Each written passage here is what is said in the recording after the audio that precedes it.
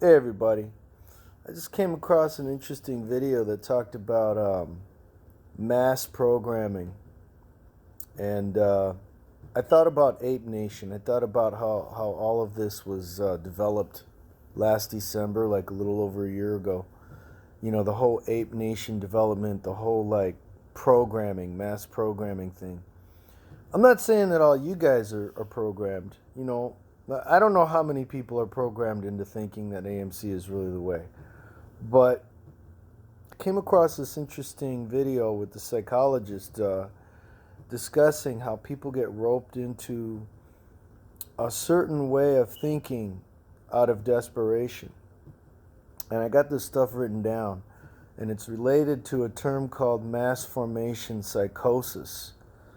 And the psychologist, he talks about when people are isolated for a long period of time, number one, and when things are taken away from them slowly over a period of time, it creates this feeling of, desperation. People want to reach out. They want a solution to end this feeling they have, this trapped feeling, whatever. The other part of that was the constant anxiety that's being pumped out by the media. If you're constantly looking at Fox or CNN or MSNBC or even stuff online, if you're constantly reading about COVID and stuff and you're seeing all the death numbers and everything, it's creating this high level of anxiety, and it's making you want to feel like, well, there's got to be a solution. This is all happening like subconsciously, right? So people, get more and more desperate over like a ramped up period of time. It's like the whole frog in the pot boiling thing. And, and then somebody comes out with a way to game the system, right? And there was the one guy, I forget his name, Kitty Litter. I don't know what his name is. He came out with a way to game GameStop.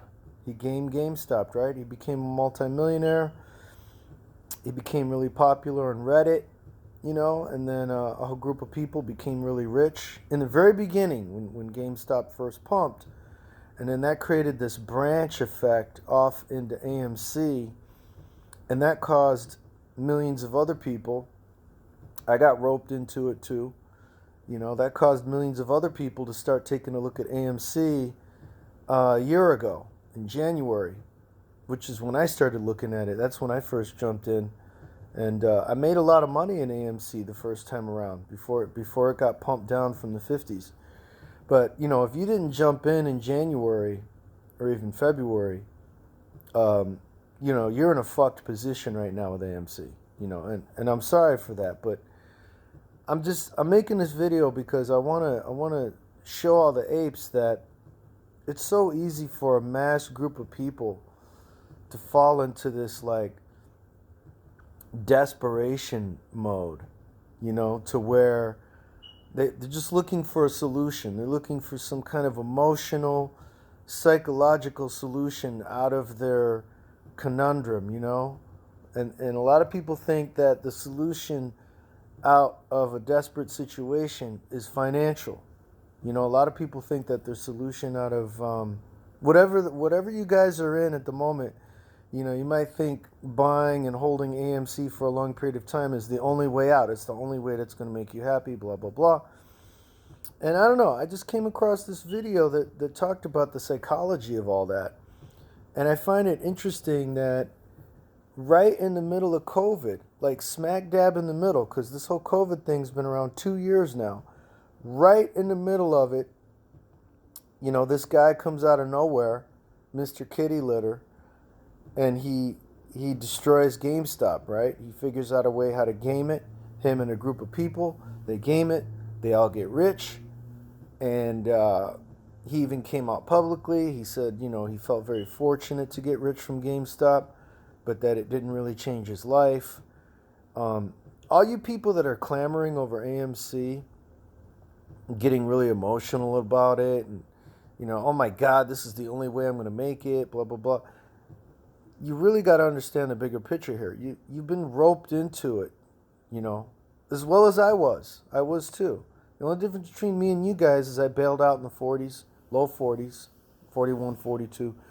I saw the light, you know. And I'm not saying that AMC won't ever come back. It might. In my perspective, I just don't think it will.